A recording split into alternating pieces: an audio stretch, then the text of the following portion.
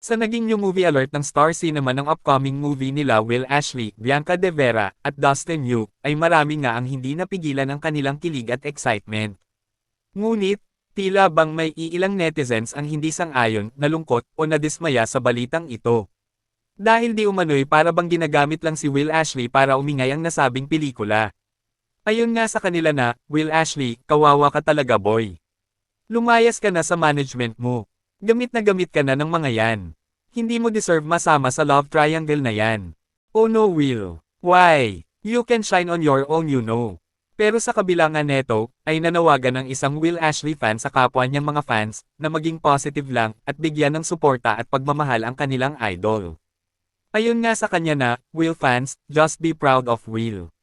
Say good things about him, instead than spreading negativity about Dustin.